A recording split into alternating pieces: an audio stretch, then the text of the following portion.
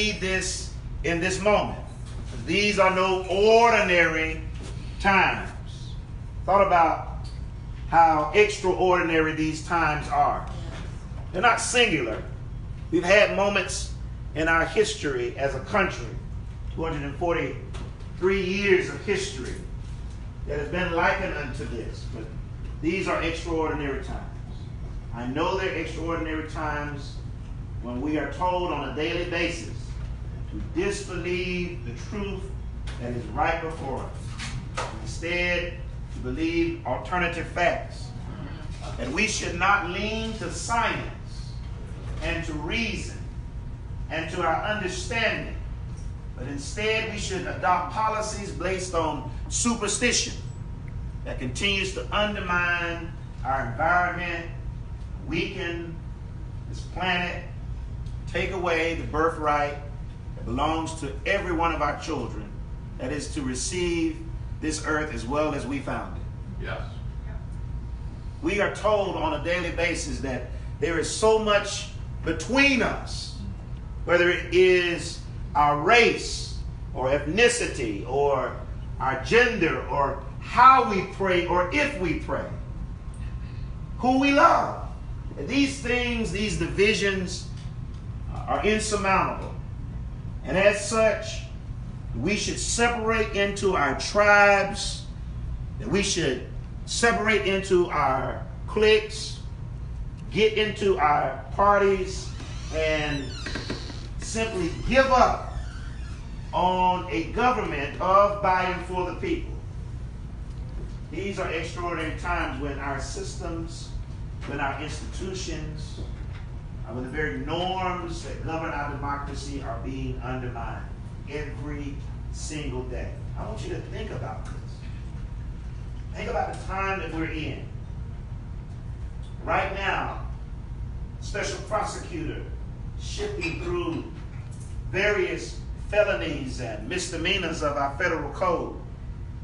We have state prosecutors who are looking, doing the same thing. We have grand juries that are meeting and convening, all while the chief magistrate of these United States dangles pardons and commutations as tokens and trinkets for fidelity to a man, and not to our government, to the people who ordained it and established it and are responsible for keeping it. Right. Yeah. I want you to think about what that means, that we have a Congress that is a co-equal branch of government, which should be a check on the executive, kowtowing and bowing in submission as a tyrant, childlike tyrant at that.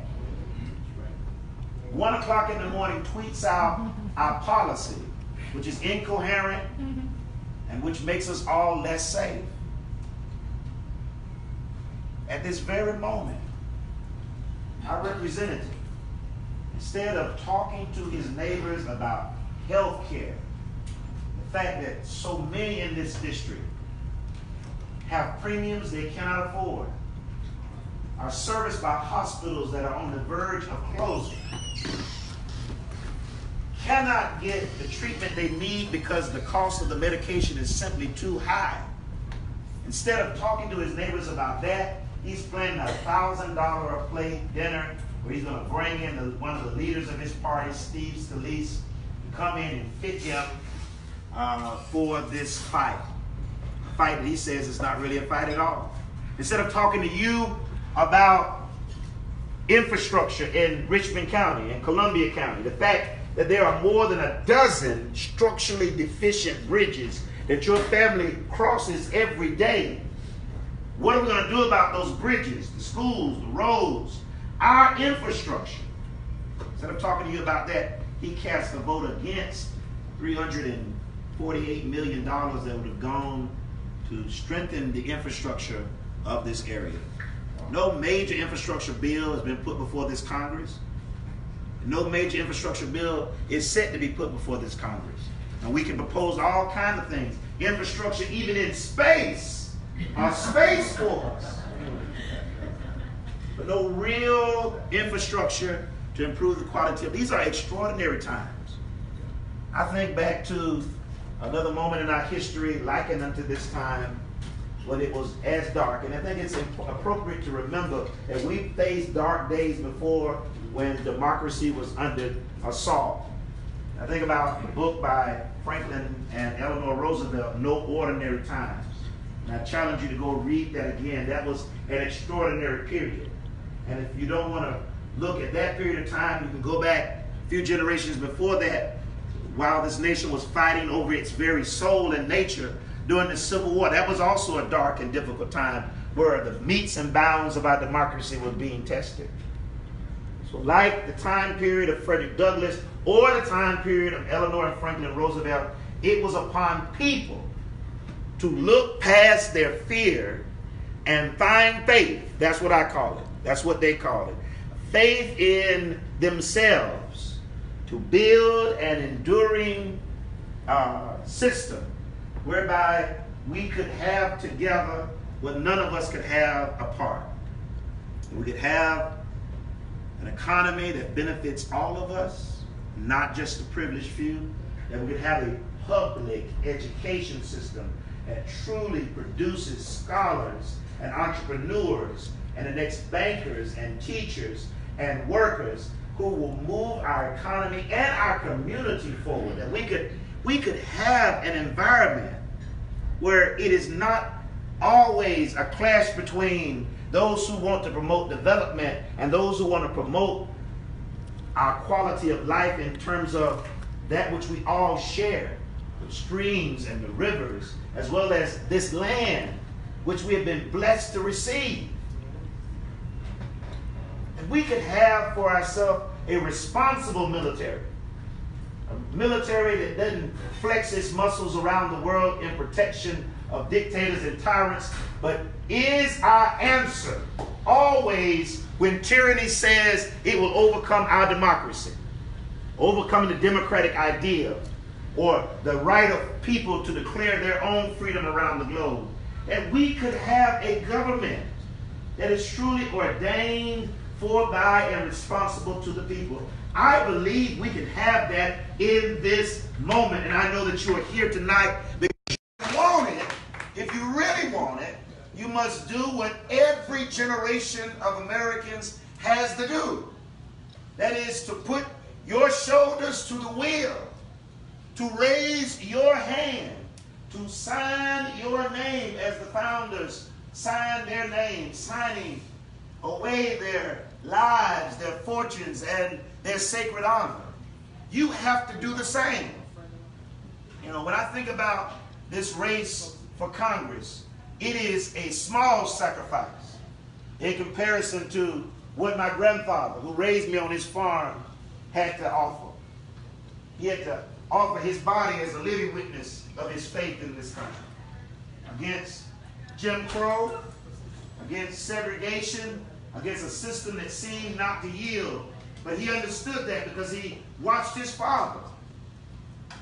He watched his father offer that same measure of devotion in faith to this country. In a world war that was supposed to be about freedom, only the sacrifices that they were making didn't contribute to their freedom back here at home. It's not unlike the sacrifices that every generation has to make. And in this moment, all we're asked to do is to not give up, to always persist in our demand, and to go out and cast a ballot in an election. And not just on November 6th, but for the 3 weeks previous to that election date where you can cast an early vote. Or through absentee, where you can request one on September the 18th, and they will mail you the ballot to your home. When I think about what we're asking folks to do in this moment, it pales in comparison to what other generations have done. It's not just a vote.